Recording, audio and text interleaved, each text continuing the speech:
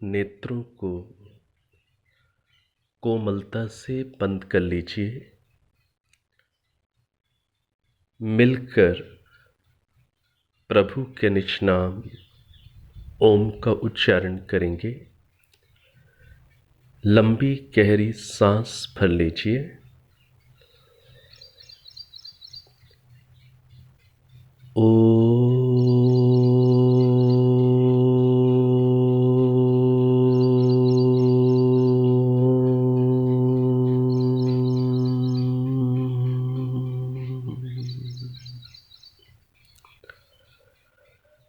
सहना भवतु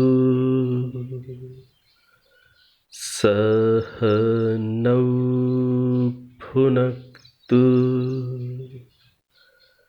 सह वीर्यं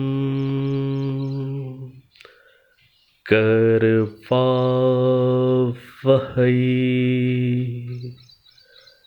तेजस्विनावधीतमस्तु मा विद्विषावहै।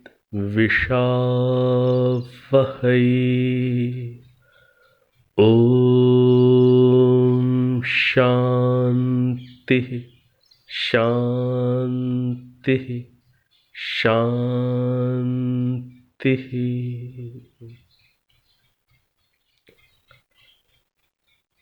अब आप नेत्रों को खोल सकते हैं। पिछली कक्षा के अंदर हम लोगों ने चतुर्थ मंडल को समझना, उससे परिचित होना प्रारंभ किया है। चतुर्थ मंडल के अंदर 8 बार एक मंत्र लगभग एक साथ ही सूक्तों के अंदर आया हुआ है। ओम नुष्टुत इंद्र नु गृणान, ये हम लोगों ने प्रारंभिक पद संभवतः याद भी कर लिए थे। और ये जो मंत्र है, ये मंत्र चतुर्थ मंडल के 16वें 17वें और उसके बाद 19वें से लेकर 24वें सूक्तों में 8 स्थानों पर आया हुआ है। इस मंत्र के पते क्या हैं विभिन्न 8 सूक्तों में, उनको हम लोग पूर्व की कक्षा में अच्छी प्रकार से समझ चुके हैं। अब आगे चतुर्थ मंडल को से और परिचित होने के लिए हम थोड़ी सी कुछ नई बात को और आज समझेंगे। जैसे कि मैंने कई बार संकेत किया कि महर्षि दयानंद सरस्वती जी का वेद भाष्य इसलिए विशिष्ट है और ऋषि परंपरा के अनुकूल है क्योंकि उन्होंने ऋषि परंपरा के अनुकूल ऋषियों की शैली में अपना वेद भाष्य निघंटु, निरुक्त और ब्राह्मण ग्रंथों के आधार पर किया है। सामान्य लौकिक संस्कृत को समझना एक अलग स्तर है और वेद के अंदर जो संस्कृत भाषा है जिसे हम वैदिक संस्कृत कहते हैं, उसे समझना एक अलग स्तर है। तो जो निघंटु और निरुक्त विशेष रूप से ये 2 ग्रंथ और अवश्य ही साथ में ब्राह्मण ग्रंथ भी हमें वेद की भाषा को समझने में सहायता देते हैं। वेद के अंदर जो पद आए हुए होते हैं, संस्कृत के पद, वो यौगिक होते हैं। वो केवल एक मीनिंग में नहीं होते। सामान्य रूप से उदाहरण के माध्यम से हम समझें सरल भाषा में, जैसे एक शब्द आप लोगों ने सुना हुआ है, पंकजः।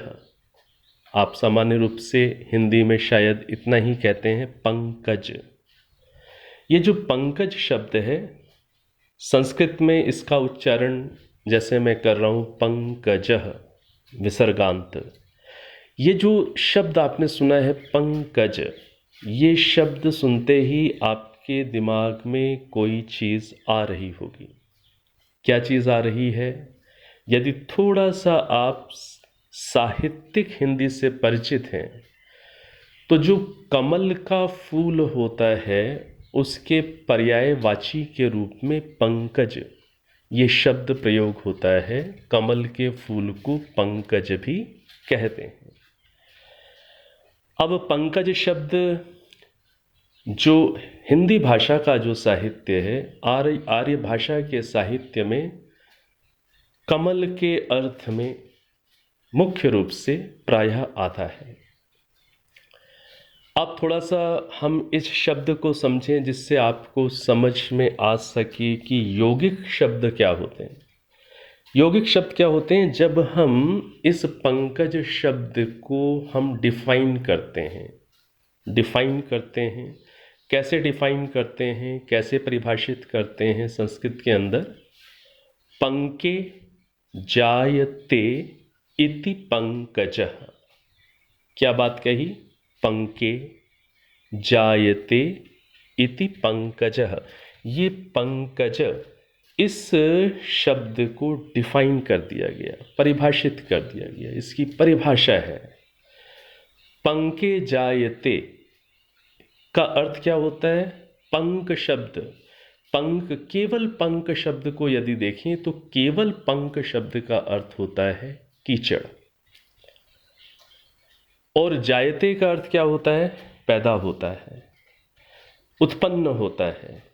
तो पंके जायते, कीचड़ में, ठीक है, मिट्टी युक्त कीचड़ या जल में, कीचड़ युक्त जल में पैदा होने वाला इति जो है वो क्या कहलाता है? पंकजः। जो कीचड़ में, जल युक्त मिट्टी में, कीचड़ में जो पैदा होता है उसे पंकज बोलते हैं। ये पंकज शब्द की, पद की डेफिनेशन हुई।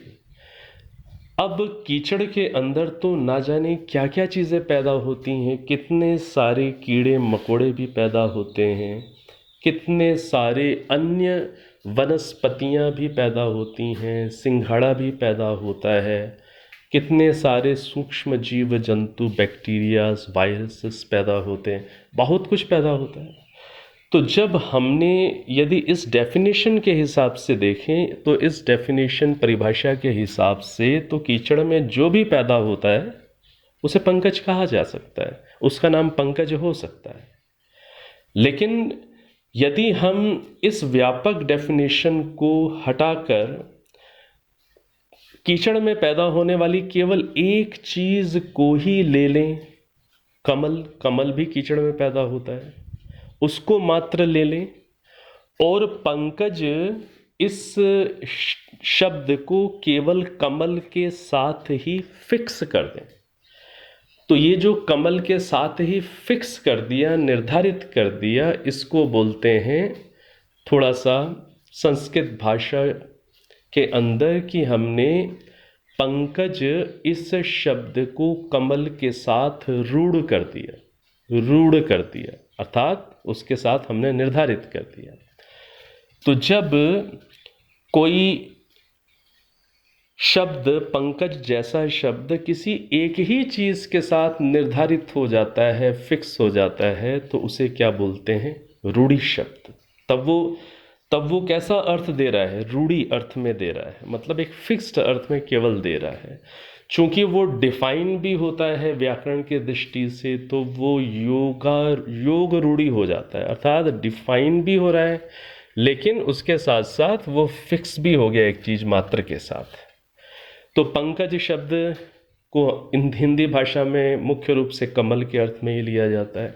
लेकिन समझना ये है कि जो वेद हैं, वेद के अंदर जो पद आए हैं वो रूढ़ी नहीं है, अर्थात केवल एक चीज़ के लिए फिक्स्ड नहीं है। और वो कैसे शब्द हैं, वो यौगिक शब्द हैं, अर्थात तो वो व्यापक डेफिनेशन वाले शब्द हैं। जैसे कीचड़ में पैदा होने वाली चीज़ को पंकज कहा जाएगा, तो जो कुछ भी होगा पैदा कीचड़ में सब कुछ पंकज कहा जा सकता है। तो इसी प्रकार से वेद के अंदर जो पद आते हैं वो कैसे होते हैं, यौगिक पद होते हैं। मैंने पहले भी उदाहरण दिया, गौ का उदाहरण दिया था कि गौ का अर्थ केवल गाय, दूध देने वाली गाय नहीं है वेद के संदर्भ में, क्योंकि वहाँ पर जो पद हैं वो कैसे हैं, वो पद कैसे हैं, वो यौगिक हैं। यद गच्छति इति गौ, जिसमें गति है, जो चलती है, उसे गौ कहते हैं।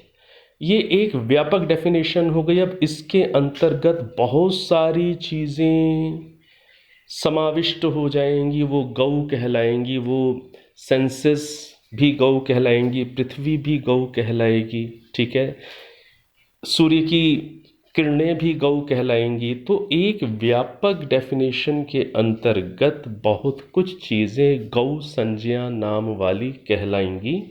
और वेद के जो मंत्र हैं वो अलग अलग इन डिफरेंट मीनिंग्स के आस्पेक्ट्स में, परिप्रेक्ष्य में, वो फिर उसके अर्थ यदि वहाँ संभव है तो वो निकल सकते हैं। तो जिससे अलग अलग विषयों में सूक्ष्म ज्ञान विज्ञान पैदा किया जा सकता है।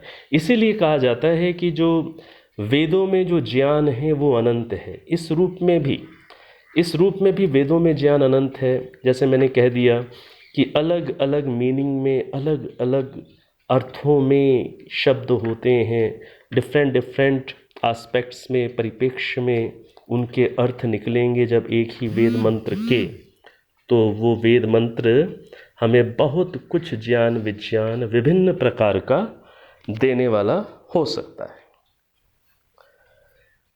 अब उदाहरण के लिए केवल आपको थोड़ा सा बातें थोड़ी सी वेद के विषय में और स्पष्ट होंगी कि जैसे सोम शब्द है, वेद के अंदर सोम शब्द आता है। तो अब जो सोम शब्द है, सोम शब्द का अर्थ कोई केवल पीने वाला कोई द्रव्य नहीं है। सोम शब्द के बड़े सारे अर्थ होते हैं। ईश्वर को भी सोम कहते हैं, विद्युत को भी सोम कहते हैं, औषधियों के रस को भी सोम कहते हैं। जो ईश्वर के समान जो धार्मिक जन होते हैं उनको भी सोम कहते हैं। किसी सभा का जो सभापति है उसको भी सोम कहते हैं, ठीक है ना।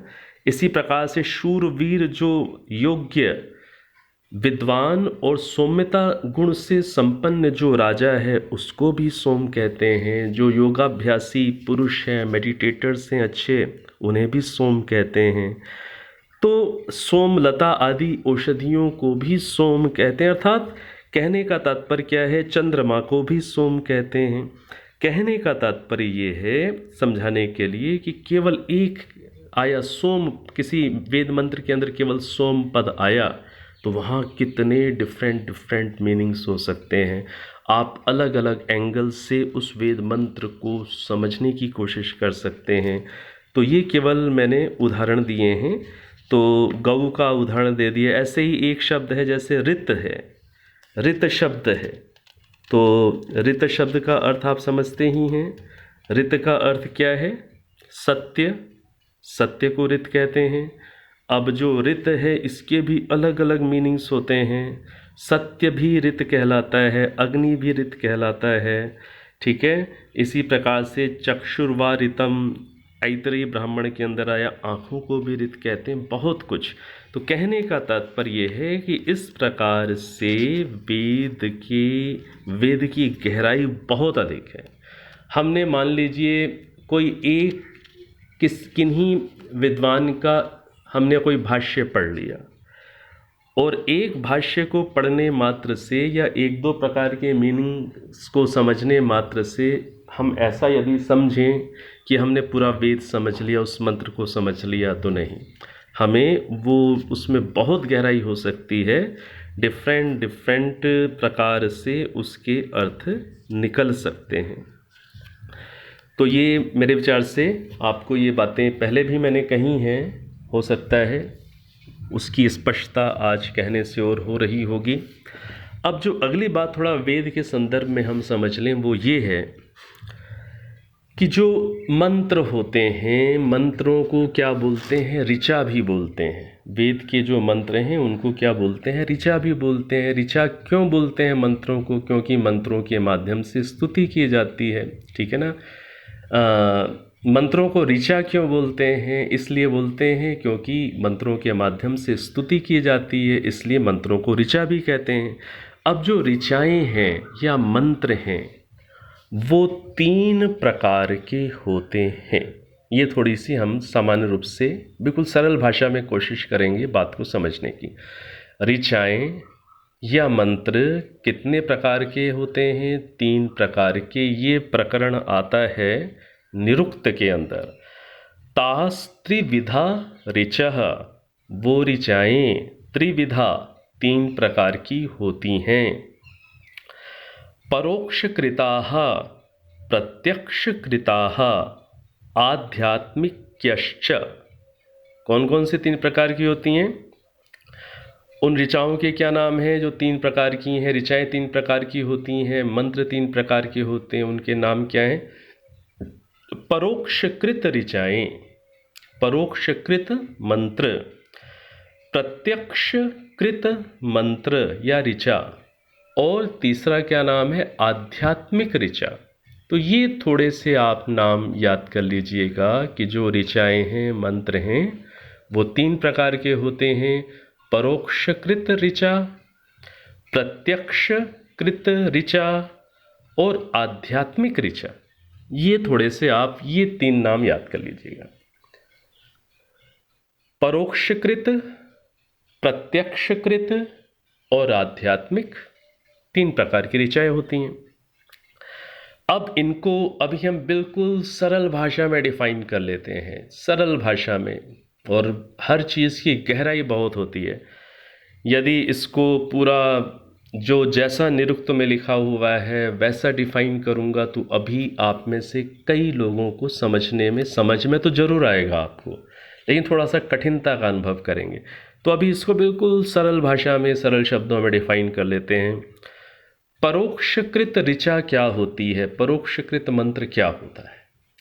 परोक्षकृत मंत्र ये होता है जिसमें आप किसी थर्ड पर्सन के बारे में पढ़ते हैं, किसी थर्ड पर्सन के बारे में बात कही जा रही होती है। थर्ड पर्सन को संस्कृत भाषा में क्या बोलते हैं? प्रथम पुरुष। थर्ड पर्सन को क्या बोलते हैं? प्रथम पुरुष। किसी XYZ किसी के बारे में, ठीक है, किसी थर्ड पर्सन के बारे में बात कही जा रही है कि वह ऐसा है, पृथ्वी ऐसी होती है, राजा वैसा होता है, एक अच्छा विद्यार्थी ऐसा होता है, ठीक है, वह ईश्वर ऐसे होते हैं, स नो बंधुर जनिता, वो परमात्मा हमारे पिता हैं, माता हैं, वो, ठीक है ना। तो जहाँ पर इस तरीके से थर्ड पर्सन के रूप में बात को एड्रेस किया जा रहा होता है, ऐसे मंत्रों को, ऐसे ऋचाओं को क्या बोलते हैं? परोक्षकृत ऋचाएँ। ये मैंने बिल्कुल सिंपलेस्ट वे में डिफाइन करने की कोशिश की है। हाँ, इसमें और गहराइयाँ हैं, ये बिल्कुल सिंपलेस्ट है कि इस तरीके से जब आप किसी के बारे में बात कर रहे हैं, राजा है, बादल है, मेघ है, विद्युत है, ठीक है ना, गृहस्थ आश्रम है, वह परमात्मा इस रूप में, किसी भी इस रूप में जब आप बात कर रहे होते हैं तो ऐसी बात जहाँ की जा रही होती है मंत्रों में, तब उन मंत्रों को क्या बोलते हैं? परोक्षकृत ऋचा, ठीक है। अगली प्रकार की जो ऋचाएँ हैं वो क्या कहलाती हैं? प्रत्यक्षकृत ऋचा। प्रत्यक्ष कृत ऋचा से तात्पर्य होता है कि आप जिससे कह रहे होते हैं। परोक्ष कृत में क्या है, आप जिसके बारे में कह रहे हैं, वो कोई थर्ड पर्सन है जिसके बारे में कह रहे हैं। प्रत्यक्ष कृत ऋचा क्या है, आप जिससे कह रहे हैं, सामने वाले से, जिसको आप एड्रेस कर रहे हैं। कैसे एड्रेस कर रहे हैं, त्वम ही नः पिता वसु त्वम माता शत क्रतु बभूविथ। ये एक बहुत प्रसिद्ध वेद का मंत्र है। इसमें क्या बोल रहे हैं, त्वम ही नः पिता वसु, आप ही है सर्वत्र व्यापक वसु परमात्मा। त्वम ही नः पिता, आप ही हमारे पिता हैं। त्वम माता, आप ही हमारी माता हैं। तो ये जो सीधे आप जिसको एड्रेस कर रहे हैं, जिसको बोल रहे हैं, ठीक है, तो आप जिसको सीधा एड्रेस कर रहे हैं, तो जहाँ पर ऐसे किया जा रहा होता है, जो मैंने उदाहरण दे दिया कि आप ही हमारी माता हैं, आप ही हमारे पिता हैं, हम सुख के लिए हम आपको ही पुकारते हैं, तो ये जो आप सीधा एड्रेस कर रहे हैं, ठीक है ना, तो इसे क्या बोलते हैं, जिन ऋचाओं में, जिन मंत्रों में इस तरीके से एड्रेस किया जाता है, उसे क्या बोलते हैं, उसे क्या बोलते हैं, प्रत्यक्ष कृत ऋचा। उसे क्या बोलेंगे, प्रत्यक्ष कृत ऋचा, अर्थात जिसमें सेकंड पर्सन को आप एड्रेस कर रहे हैं। एक हो गया इंग्लिश में थर्ड पर्सन, समथिंग, कोई चीज़ थर्ड है, उसको एड्रेस कर रहे हैं, तब वो परोक्ष कृत है, आपके लिए अननोन है। परोक्ष कृत का अर्थ क्या होता है, जिसको एड्रेस कर रहे हैं वो आपके लिए अननोन है, सीधे आप अभी उससे कांटेक्ट में नहीं है, आप उसके बारे में वर्णन कर रहे हैं। और प्रत्यक्ष कृत क्या है, जो आपके सामने है, इसको इंग्लिश में क्या बोलते हैं आप, सेकंड पर्सन कहते हैं। और संस्कृत में आप क्या बोलते हैं, मध्यम पुरुष, तुम ऐसे हैं, तुम ऐसे हो, या सम्मानपूर्वक शब्द होता है तो भवान, आप ऐसे हैं, सीधे एड्रेस कर रहे हैं, ये प्रत्यक्ष कृत कहलाता है। और आध्यात्मिक ऋचा क्या होती है, आध्यात्मिक ऋचा होती है जिसमें स्वयं मैं स्वयं अपना वर्णन कर रहा होता है, जहाँ पर जो उत्तम पुरुष में, उत्तम पुरुष मतलब उत्तम पुरुष आप समझेंगे जिसमें मैं अहम शब्द यूज़ होता है, मैं शब्द यूज़ होता है। तो इंग्लिश के अंदर क्या होता है, इंग्लिश के अंदर फर्स्ट पर्सन है, सेकंड पर्सन है और थर्ड पर्सन है। थर्ड पर्सन तो मतलब कोई अलग तीसरा, सेकंड पर्सन मतलब जिससे आप बातचीत कर रहे हैं, और फर्स्ट पर्सन जो बातचीत करने वाला स्वयं है। तो जो फर्स्ट पर्सन है उसे संस्कृत में क्या बोलते हैं, उत्तम पुरुष। तो उत्तम पुरुष में क्या, कौन से शब्द यूज़ होते हैं, अहम, मैं, ऐसे पद यूज़ होते हैं। तो जहाँ पर अहम पद यूज़ हो रहा है, जहाँ पर स्वयं ही अपने बारे में कहा जा रहा है वेद मंत्र में, चाहे वो ईश्वर कह रहे हैं, अपने बारे में सीधा वो बता रहे हैं, अहम कह करके वो बात कर रहे हैं, तो उस प्रकार के जो मंत्र हैं, ऋचाएँ हैं, वो क्या कहलाती हैं, आध्यात्मिक ऋचाएँ। तो ये थोड़ा सा वेद के संदर्भ में ये कुछ बेसिक्स थोड़े से समझने होते हैं, और ये थोड़ा सा आप जानते होंगे तब आप थोड़ा सा किसी को सहायता कर पाएंगे, उसको भी बता पाएंगे। तो जो चतुर्थ मंडल है, चतुर्थ मंडल का जो 26वां सूक्त है, चतुर्थ मंडल का जो 26वां सूक्त है, उसमें देखिए ऐसे मंत्र आए हुए हैं, कुछ मंत्र आए हुए हैं। क्या मंत्र आया, जैसे उदाहरण के लिए ओम अहम मनुरभवं सूर्यश्चाहं कक्षिवां ऋषिरश्मि विप्रः अहम कुत्समार्जुनेयं निरिंजेहं कविरुषना पश्यतामा। तो देखिए इसमें क्या आ रहा है, अहम मनुरभवम सूर्यश्चाहम, ठीक है, अहम कुत्समार्जुनेयम, ये इस तरीके से अपने बारे में कह रहे हैं, परमात्मा अपने बारे में कह रहे हैं। और क्या आया, जैसे ओम, दूसरा मंत्र देखिए, ॐ अहं भूमिमदामार्यायाहं वृष्टिं दाशुषे मर्त्याय अहमपो अनयं वावशानः मम देवासु अनुकेतमायन। ये बहुत प्रसिद्ध मंत्र है, फिर से पढ़ रहा हूँ, बहुत प्रसिद्ध मंत्र है, इसे ध्यान से सुनिए, इसमें बहुत विशेष बात है। ॐ अहं भूमिमदा दामार्यायाहम्, ये जो पद है अहम भूमि मददामार्यायाहम्, इसमें बहुत गहरी बातें हैं। अभी जब हम इसका मीनिंग समझेंगे तब इसका भी अर्थ हम लोग पढ़ेंगे। तो इस तरीके से जो मंत्र होते हैं जिसमें ईश्वर खुद कह रहे हैं कि मैंने अहम अहम मैं, अहम का अर्थ क्या है मैं, भूमिम भूमि को, ददामी देता हूँ, आर्याय आर्यों के लिए मैंने पृथ्वी का यह राज्य दिया है। ये जहाँ पर ऐसे सीधे ईश्वर खुद कह रहे हैं, सारा वेद ईश्वर का ही कहा हुआ है, ठीक है। जैसे होता है ना, एक नाट्यकार क्या करता है, अलग अलग पात्रों से संवाद बुलाता है। तो जिसने सारी स्क्रिप्ट लिखता है, जो स्क्रिप्ट लिखता है वो अलग अलग पात्रों से वो बातों को कहला रहा होता है। इसी प्रकार से वेद समझ लीजिए, वेद ईश्वर के द्वारा लिखी हुई एक मनुष्यों के कल्याण के लिए, वेलफेयर के लिए एक स्क्रिप्ट है, जिसमें वो राजा की ओर से भी कहलवा रहे हैं, विद्वान की ओर से भी कहलवा रहे हैं, प्रजा की ओर से भी कहलवा रहे हैं। वेद मंत्रों के अंदर कहलवाने वाले तो परमात्मा ही हैं, और स्वयं भी अपनी ओर से भी वेद मंत्र के अंदर वो सीधा बोल सा रहे हैं। तो इस रूप में अब अहम मैं भूमि को ददामी देता हूँ, आर्याय आर्यों के लिए, श्रेष्ठ मनुष्यों के लिए मैं इस भूमि का, इस पृथ्वी का राज्य देता हूँ। देखिए सीधा परमात्मा इस रूप में जो कह रहे हैं, इस रूप में जो मंत्र आएंगे उन्हें क्या बोलेंगे, आध्यात्मिक मंत्र। तो इस प्रकार से कई मंत्र आपको मिलेंगे, और ऐसे मंत्रों को पढ़ने से व्यक्ति को कई बार थोड़ा सा चीज़ अंदर गहरी टच कर जाती है कि हाँ ईश्वर सीधा कह रहे हैं।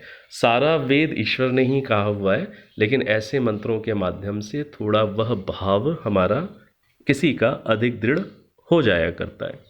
अब इस मंत्र का हम पदार्थ देखें, ये महत्वपूर्ण मंत्र है, इसका हम पदार्थ पढ़ेंगे। तो इस मंत्र का जो पदार्थ है, जो अर्थ है, वो इस प्रकार से है। सबसे पहले तो ये देख लीजिए कि इस मंत्र के जो ऋषि हैं वामदेव, और इस मंत्र के जो देवता हैं, जो विषय है इस मंत्र का, वो क्या है, इंद्र। तो इस रूप में सबसे पहले हमें देखना होता है कि ऋषि कौन से हैं और देवता कौन से हैं, और इस मंत्र का जो छंद है, इस मंत्र का छंद है भुरिक पंक्ति छंद, और जो स्वर है इस मंत्र का पंचमः स्वर। ये हमने एक सामान्य सी बातें जो ऊपर होती हैं उनको हमने समझ लिया। अब हम इस मंत्र का पदार्थ समझें। इस मंत्र का जो पदार्थ है, महर्षि दयानंद जी के वेद भाष्य में जैसा लिखा हुआ है, मैं आपको वैसा ही पढ़ करके सुना रहा हूँ। हे मनुष्यों, जो अहम मैं सृष्टि को करने वाला ईश्वर, करने वाला मतलब बनाने वाला, मैं सृष्टि को करने वाला, बनाने वाला ईश्वर,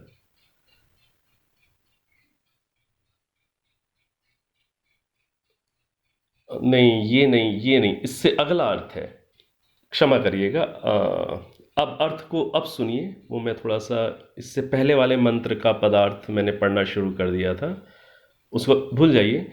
अब ये जो पदार्थ है, ये जो हमने अभी मंत्र पढ़ा, अहम भूमि म ददा मार्याया हम, इस मंत्र का जो पदार्थ जो ऋषि ने लिखा है वो देखिए।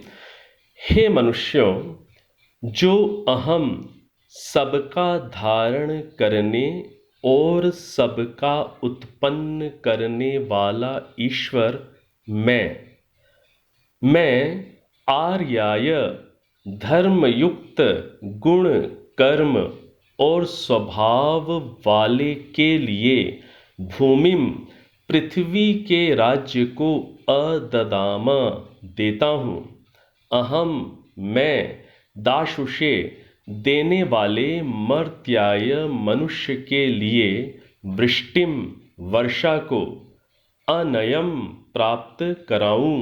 अहम मैं अपह प्राणों व पवनों को प्राप्त कराऊं, जिस मम मेरे वावशानाः कामना करते हुए देवासः विद्वान लोग केतम बुद्धि व जनाने के लिए अनुआयन अनुकूल प्राप्त होते हैं, उस मुझको तुम सेवो।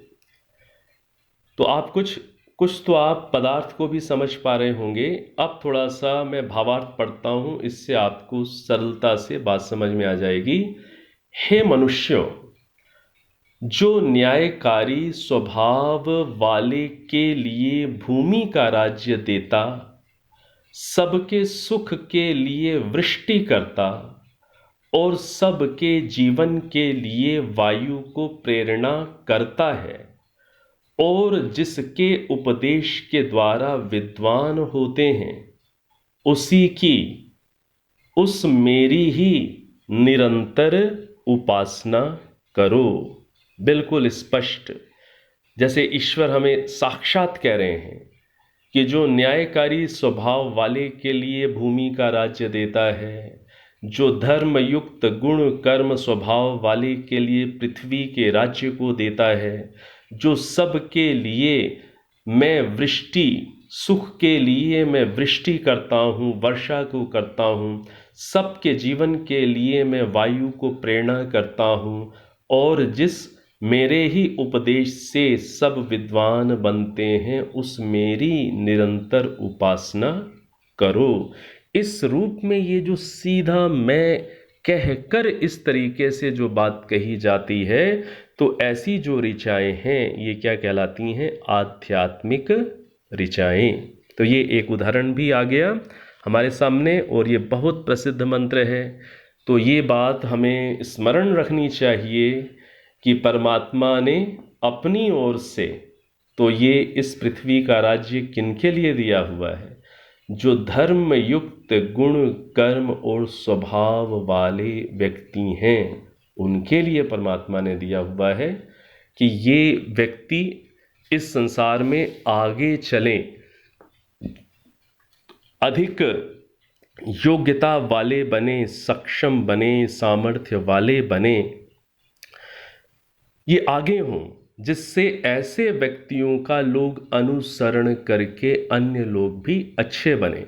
और ऐसे लोग जो धर्मयुक्त गुण कर्म स्वभाव वाले हैं, ये कैसे हों? ये शक्तिशाली भी हों। अच्छे लोग जब तक शक्तिशाली नहीं होंगे, समर्थ नहीं होंगे, पराक्रमी नहीं होंगे, तब तक वह फिर धरा पर सुव्यवस्था नहीं बना सकते।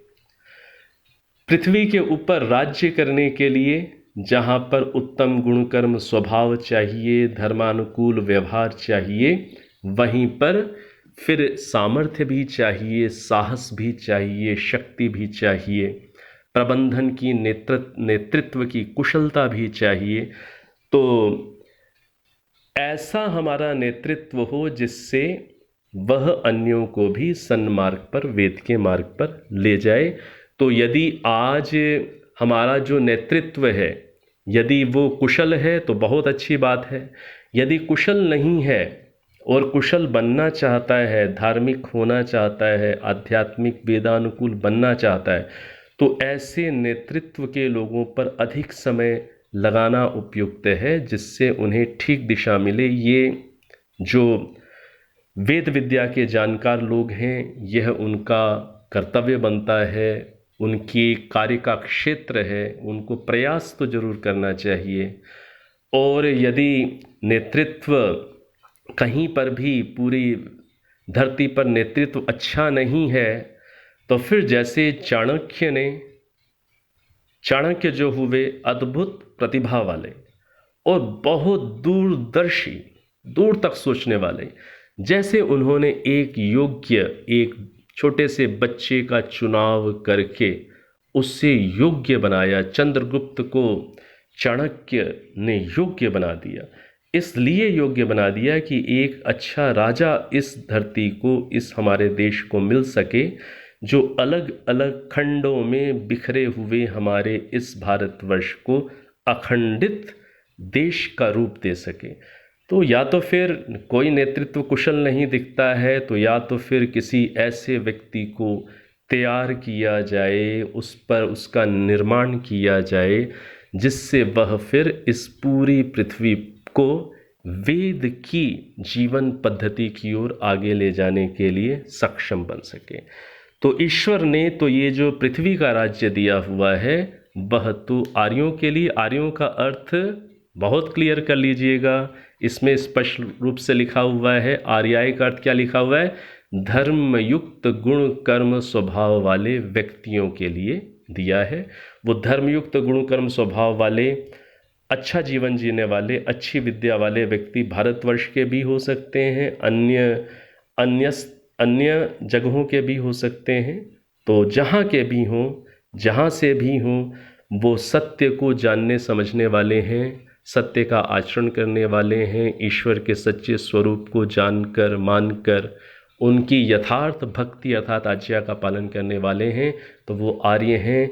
ऐसे लोगों के लिए ही परमात्मा ने पृथ्वी का ये राज्य दिया है। तो ये हमने थोड़ा सा समझा बात को कि आध्यात्मिक ऋचा क्या है और किस प्रकार से ऐसे मंत्र हमें मिलते हैं। अन्य भी मंत्र हैं, अन्य सूक्तों में भी इस प्रकार के मंत्र आए हुए हैं। तो एक उदाहरण मात्र से आप समझ जाएंगे।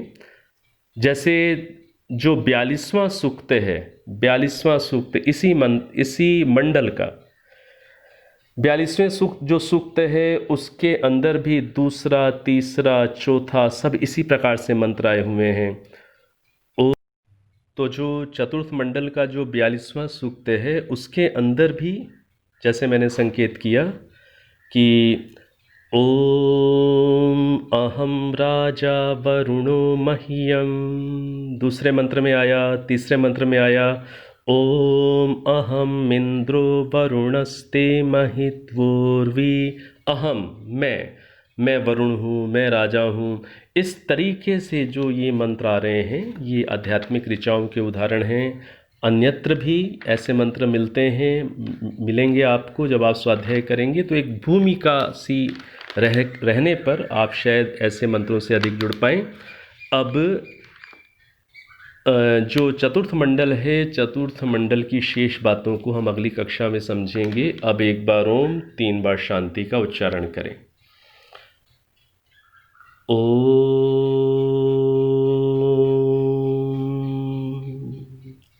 शांति शांति शांति। अब आप नेत्रों को खोल सकते हैं।